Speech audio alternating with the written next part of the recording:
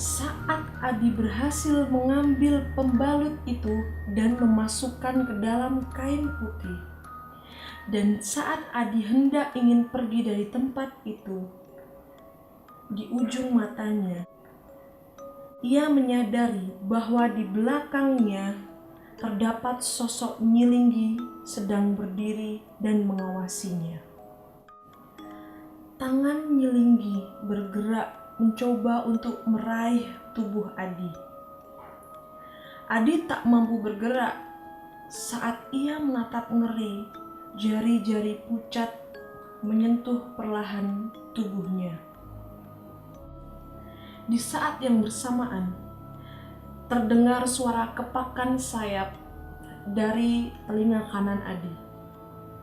Seekor gagak hitam terbang melewati antara Adi dan Nyilinggi, lalu hinggap di nisan Ayu.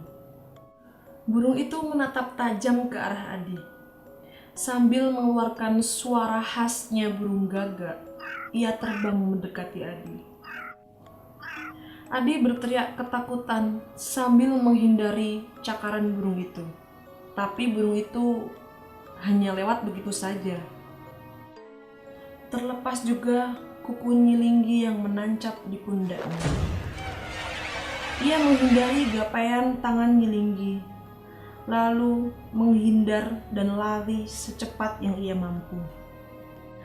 Adi berlari tak tentu arah, walaupun kabut menghalangi pandangannya. Yang ia pikirkan hanya lari sejauh mungkin. Hingga tiba-tiba, sebuah siluet hitam muncul mendadak. Adi tak mampu menghindar dan kemudian jatuh terguling-guling. Ia langsung bangkit, matanya melihat ke sekeliling, mencari sosok Nyilinggi dan makhluk berdarah itu. Sayangnya, makhluk tersebut tidak terlihat di mana-mana. Sekelilingnya hanya kabut tebal dan tidak ada suara apapun. Sekarang, di depannya nampak gundukan tanah. Ya, kuburan baru lagi. Adi terjatuh saat menghindari gundukan tersebut yang muncul tiba-tiba di antara kabut tebal. Seketika Adi panik. Takutnya, ia hanya berputar-putar di tempat. Tapi setelah ia mencermati lagi kuburan tersebut, ia lega karena ternyata itu kuburan yang berbeda. Sebuah batu nisannya sudah dipenuhi dengan lumut. Dengan pelan, ia mendekat, bersembunyi di balik batu nisan tersebut. Di kesempatan ini, ia gunakan untuk mengatur napasnya dan menenangkan detak jantungnya. Tak lupa, ia juga memastikan pembalut yang berbalut kain putih masih berada di kantong celananya. Kepakan sayap itu terdengar lagi, dan tiba-tiba muncul gagak hitam itu lagi di balik kabut yang tebal. Burung itu langsung mendarat di atas batu nisan. Adi kaget dan berusaha menghindar dengan menggulingkan badannya menjauh dari burung itu. Tapi burung itu tetap di sana dan seakan tidak peduli dengan pergerakan Adi. Burung itu melebarkan sayapnya sambil mematuki lumut yang tumbuh menutupi nisan. Adi masih mengawasi. Ia takut kalau gagak hitam itu adalah kuntilanak jadi-jadian atau semacamnya. Sesuatu melintas di pikirannya. Dengan perlahan, ia mendekati batu nisan berlumut itu. Dengan tangan gemetar, ia mencabuti lumut-lumut yang nampaknya sudah bertahun-tahun tanpa pernah dibersihkan. Huruf pertama yang ia baca adalah huruf M. Kemudian, ia tidak bersusah payah. ia mendapatkan huruf kedua, yaitu huruf O. Adi agak kesulitan untuk membaca huruf ketiga karena pahatannya sudah mulai memudar. Ia agak ragu, apakah yang dilihatnya adalah huruf K, hingga tiba-tiba sebuah tangan muncul dari belakang dan menarik tangan Adi. Adi histeris. Kaki dan tangan sebelahnya refleks memukul dan menendang-nendang, berusaha ingin melepaskan cengkraman dari makhluk apapun itu. Lalu sebuah suara yang tidak asing terdengar dengan suara sedikit kesal. "Hormatin orang yang sudah mati, boy." Adi membuka matanya. Orang itu berdiri tegak tepat di belakangnya. "Ayo gerak, waktumu gak lama lagi, boy," kata orang itu sambil bergerak menjauh. Adi mengikuti orang itu dari belakang dengan langkah yang nampaknya terburu-buru. Kabut tebal masih menyelimuti mereka, tapi orang itu seperti sudah tahu arah jalannya. Firasat Adi mengatakan bahwa di belakangnya seperti ada yang mengikutinya. Tapi setelah ditoleh, yang dilihat hanya kekosongan. Kalian pasti tahu orang itu siapa? Ya, Moka. Saat ini kabut sudah mulai menipis. Tapi dengan menipisnya kabut sama sekali tidak membantu, malah membuat suasana semakin mencekam. Adi berkali-kali terjatuh, tapi Moka tidak peduli, menengok pun tidak. Ia masih terus berjalan, hanya sesekali melihat jam di tangannya dan menyalakan rokok. Semua dilakukan sambil berjalan. Sosok kuntilanak seringkali muncul di balik pohon. Adi sudah tidak memperdulikannya. Ia juga tidak memperdulikan sosok yang terbang dari dahan ke dahan. Nyalinya kembali teruji saat tiba-tiba terdengar suara perempuan tua sambil menyanyikan tembang Jawa. Suaranya pelan, namun terdengar jelas.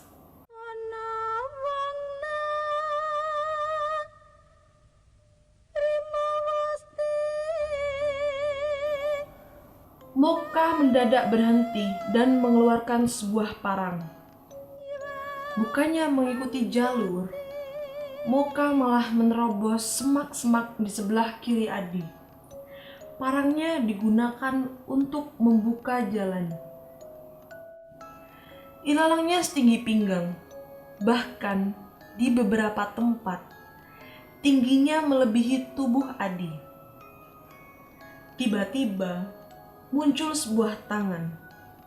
Dengan entengnya, Moka menebas tangan tersebut dengan parangnya, dan tangan tersebut berubah menjadi kabut.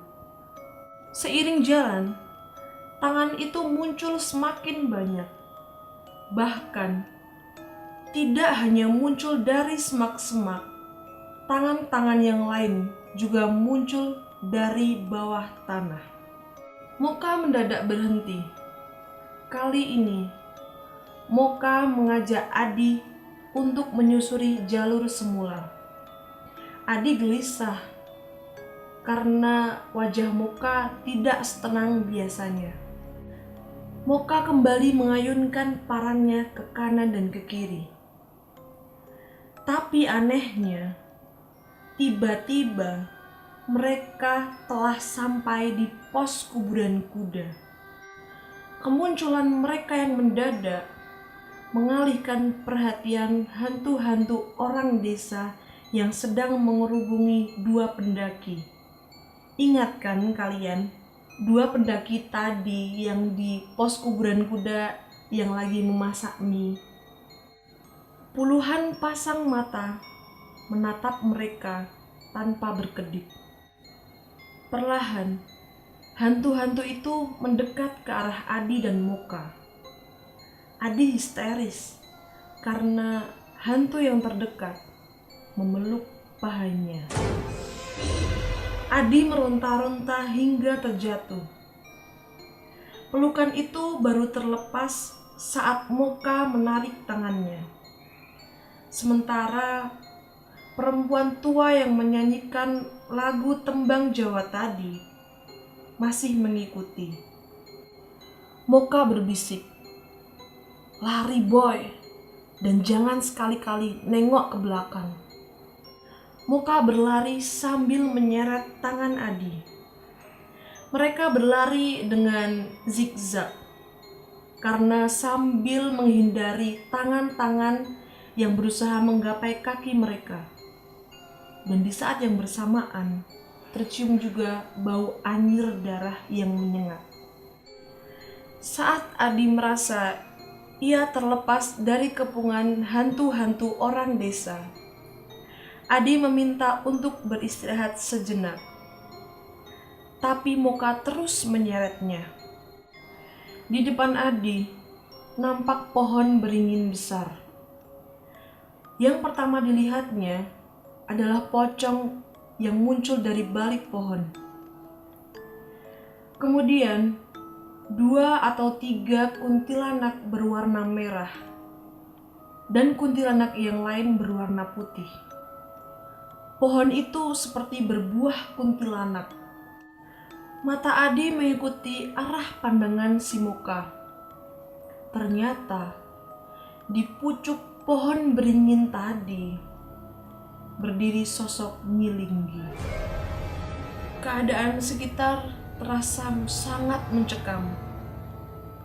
Mata Adi terpaku, tak bisa bergerak, melihat Nyilinggi terbang turun.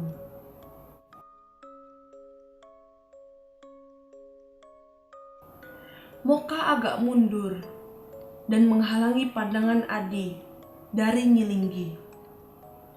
Bukan hanya Adi yang gemetar, saat ini tangan Moka pun terlihat gemetar. Adi panik. Ia takut Moka meninggalkannya saat itu juga. Karena posisi Adi sekarang tidak bisa bergerak. Kakinya sama sekali tidak bisa digerakkan. Yang ia pikirkan hanya ia tidak mau mati di tempat itu. Bau pandan pun mulai tercium dan baunya sangat kuat. Adi nyaris tidak peduli dengan bau itu. Pikirnya mungkin hidupnya sampai di sini. Saat ia sudah bertekad untuk menyerah, ia teringat oleh Ayu. Bagaimana nasib Ayu jika Adi menyerah sampai di situ? Ia pun juga menyesal. Andaikan saat itu dia tidak mengajak Ayu untuk mendaki di Gunung Ciremai. Saat Adi mulai merasa tenang, ia mencoba menggerakkan kakinya. Tapi gagal, ia terjatuh. Dan saat itu juga, Moka mengisyaratkan kepada Adi untuk tetap tenang dengan tangannya yang gemetar. Di tengah ketegangan yang memuncak, tiba-tiba Adi mendengar sesuatu dari jalur bawah. Ternyata itu adalah suara segerombolan pendaki yang mulai mendaki di malam hari. Dan seperti sebelumnya, pendaki-pendaki itu sama sekali tidak melihat keberadaan Adi dan Moka. Adi kaget bukan main saat mendengar pendaki yang berbaris paling akhir berkata kepada teman-temannya, "Woi setan, berhenti dulu, capek nih anjing."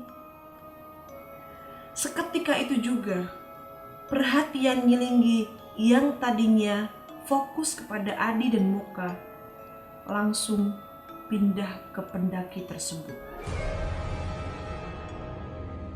Salah satu temannya menjawab, "Tanggung nih, dikit lagi." nanti ngecamp di Tanjakan Seruni aja. Dan temannya yang lain menambahkan, udah gue bilang, enaknya naik lewat Palutungan dan turun baru lewat Linggarjati. Lu ngeyel kalau dibilangin. Dan tak disangka-sangka, pendaki yang tadi nyeletuk pertama, yang barisnya paling belakang, ngomong lagi, sama aja lah lewat mana aja. Ini gunung emang nyusahin, gak bener. Gunung brengsek.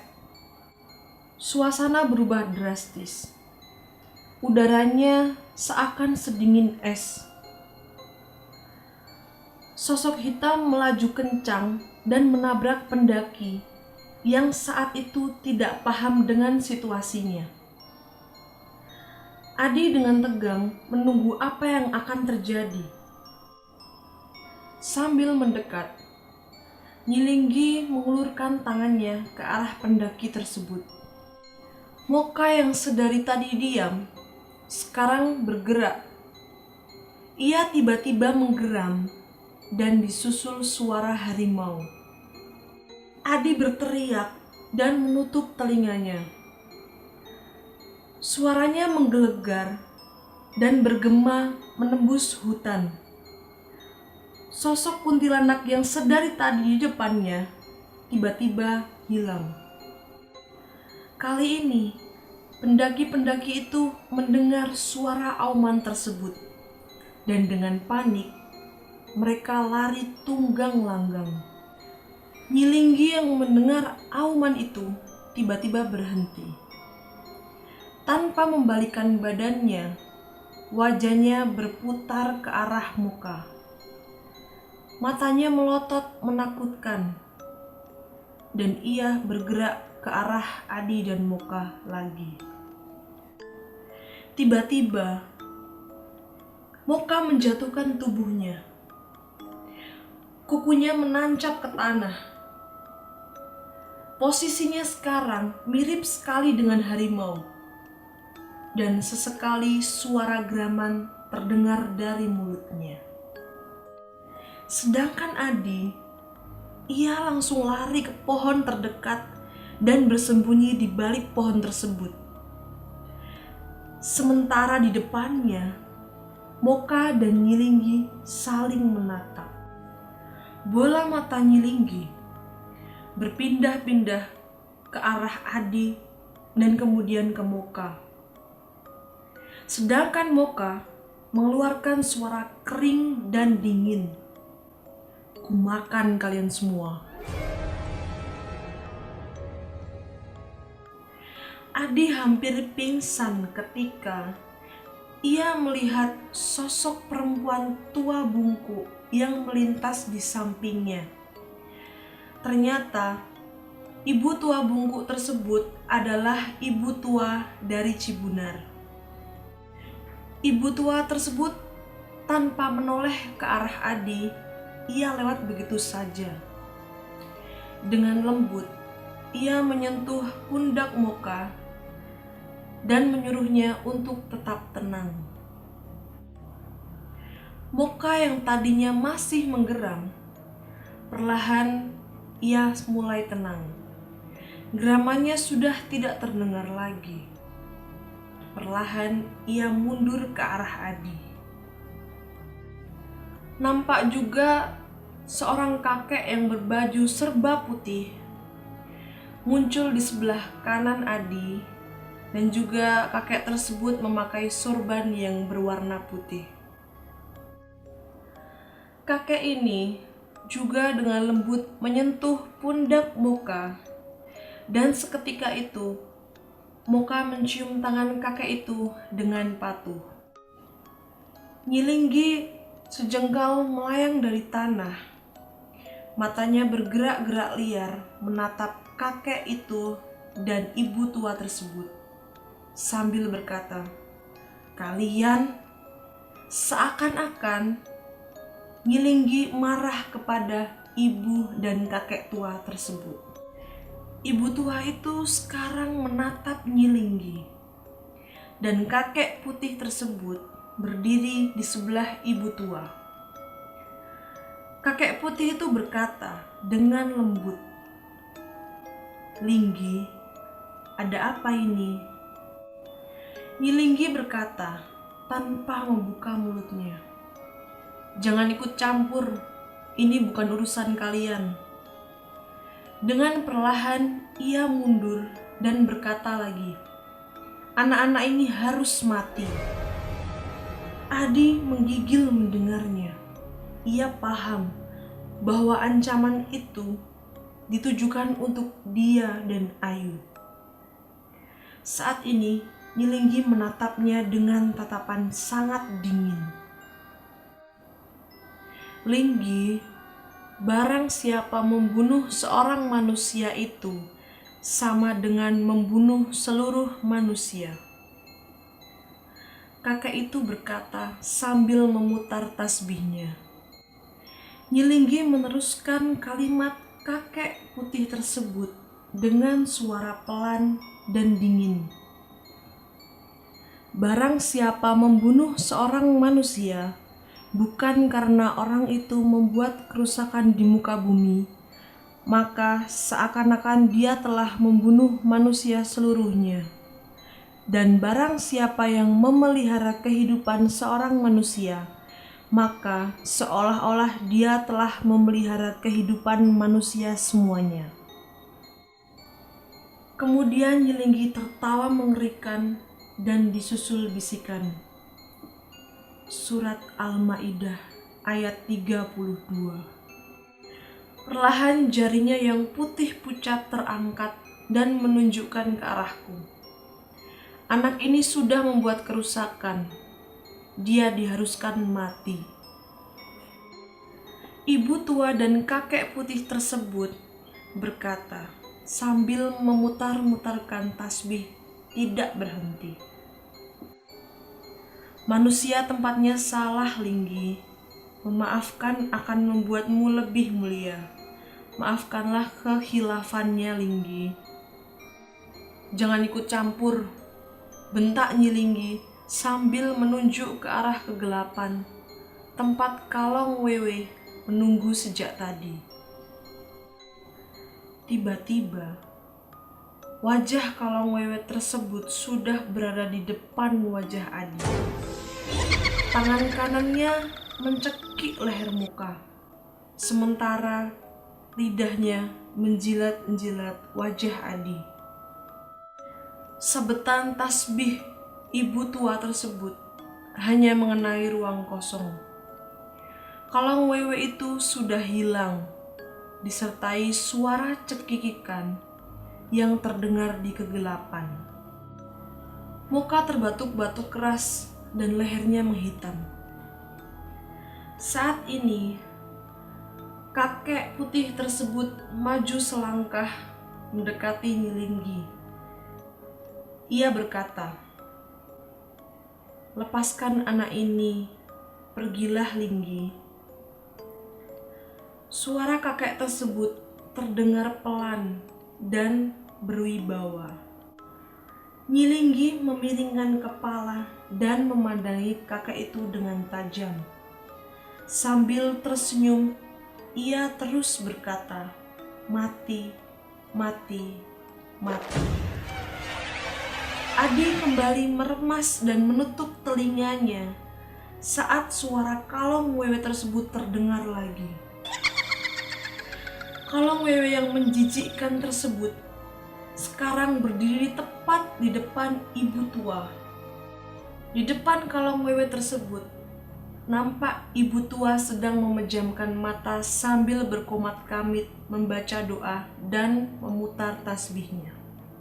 Semakin cepat ia memutar tasbihnya, semakin keras juga teriakan Kalong Wewe menahan kesakitan. Dan dengan diiringi ibu tua membuka mata, suara Kalong Wewe yang menjerit kesakitan semakin keras dan hilang menjadi abu.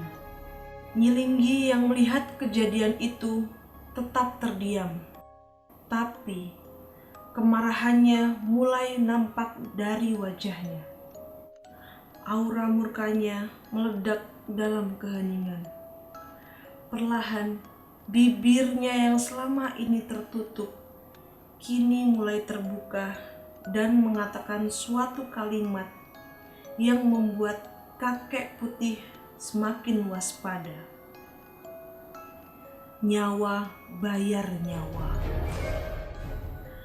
Kakek putih tersebut kemudian memberi isyarat kepada Moka dan ibu tua agar segera mengajak Adi untuk turun dari gunung tersebut. Sebelum meninggalkan kakek putih dan Nyilinggi di sana, Adi melihat Moka dan ibu tua berpamitan dengan kakek putih dengan mencium tangannya dengan lembut.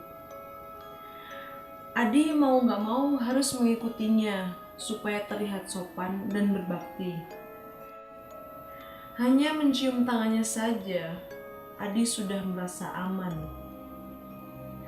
Sambil membelai rambutnya, terdengar kakek putih itu berbicara pelan.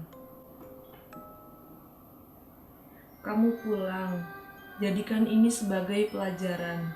Jaga tingkah laku dan tutur kata dimanapun kamu berada. Adi mengangguk dengan pelan. Mendengar kata pulang, tanpa sadar air matanya mengalir. Kakek putih itu menepuk pundaknya dan mempersilahkan Adi untuk segera pulang. Singkat cerita, setelah jalan beberapa saat, Adi menyadari sesuatu yang janggal. Bukankah Adi naik lagi ke gunung itu untuk mengambil kotoran yang seharusnya dibuang? Tetapi kenapa makhluk-makhluk itu malah menghalanginya? Bukannya mereka seharusnya senang, tapi sepanjang perjalanan mereka malah meneror Adi. Dan itu bukan hanya sekedar meneror, tapi berniat ingin mencelakainya. 1000 pertanyaan muncul di kepala Adi. Benar-benar pengalaman ini tidak akan pernah dilupakan sepanjang hidupnya. Tiba-tiba Adi bertanya kepada Moka untuk menjawab rasa penasarannya. Bang, tadi waktu kita pamitan sama kakek, kenapa Nyilinggi diem aja? Gak nyerang atau ngapain gitu bang? Moka menjawab dengan ketus, tapi dia tetap menjawab.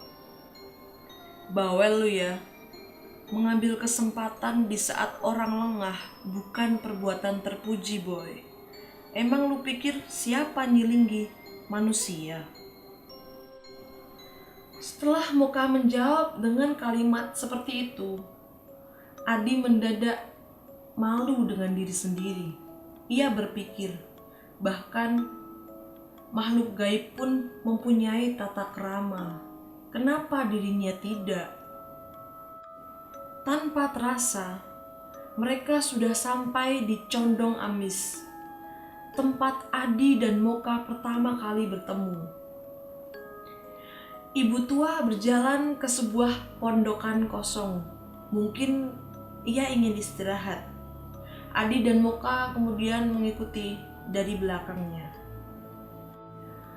Saat setelah sampai di pondokan kosong tersebut, mungkin saking capeknya Adi mulai terasa kantuk dan ia ingin terlelap sebentar.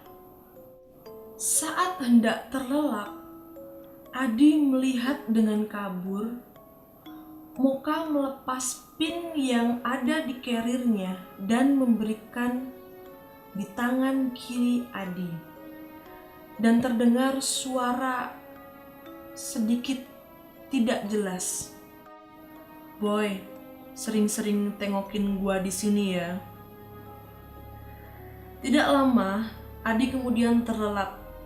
Dan yang ia ingat hanyalah gema suara azan subuh.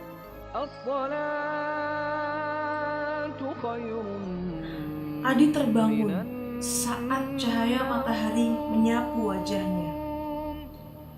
Saat ini, ia sudah berada di sebuah rumah sakit. Pintu terbuka, dan ia lihat Ayu memasuki ruangan tersebut. Begitu Ayu melihat Adi sudah siuman, ia langsung memeluknya dan berkata, "Maafin gua ya Di, gara-gara gua lu jadi begini." Ayu meminta maaf. "Lu udah gak apa-apa yuk. Yang penting kita selamat. Siapa yang bawa gue kesini yuk?" "Nggak tahu juga Di. Gue juga bangun-bangun udah di sini." Adi teringat kepada ibu tua tersebut. Dalam hatinya, ia sangat berterima kasih juga kepada Moka. Adi berpikir pasti ibu tua tersebut dan Moka bersusah payah membawa dirinya turun dari pondokan kosong sampai ke rumah sakit tersebut. Lalu Adi teringat saat Moka memberikan sesuatu sebelum dirinya terlelap. "Yuk, lihat pin yang aku pegang gak sebelum aku tidur?" "Oh ada, bentar ya." Ia memperhatikan gambar yang ada di pin tersebut. Sebuah cicak dan sebuah gunung yang makin memudar. Entah apa artinya, tapi pin itu akan ia jaga selamanya sebagai pengingat untuk malam yang penuh teror di Gunung Ciremai. Adi teringat sesuatu. Ia kemudian meraba kantongnya. Ternyata benda sialan itu sudah hilang. "Bekas pembalut lu yang ada di dalam kain putih itu sekarang di mana yuk?" Ayu agak terkejut mendengar pertanyaan Adi. "Oh, udah dibuang di tempat sampah," jawabnya. Sejujurnya, Adi sedikit kecewa mendengar jawaban itu. Benda yang susah payah dicarinya, giliran sudah dapat, dibuang begitu saja. Tapi ia sadar, memang disitulah tempat benda itu, yaitu di tempat sampah. Raut terkejut masih terbaca di wajah Ayu. Ia bertanya lagi, "Kok lu bisa tahu tentang pembalut di kain putih, Di? Kan selama ini lu pingsan." Adi ingin sekali menepuk dada dan menceritakan semuanya kepada Ayu. Tapi ia juga heran. Tadi Ayu berkata bahwa selama ini dirinya pingsan. Setahu dia, bukannya Ayu yang pingsan. Ayu kemudian meneruskan perkataannya. "Nanti deh aku ceritain perjalananku ngambil pembalutku malam-malam di Ciremai. Nanti aku juga ceritain tentang Nyilinggi, Kalong Wewe, dan Abang Moka. Nanti kapan-kapan kita kesini lagi ya Di. Mak Encep terus-terusan ngerawat dan ngejaga kamu selama kamu pingsan dan kesurupan. Kita banyak utang budi loh sama dia." Dan sekarang giliran Adi yang terkejut.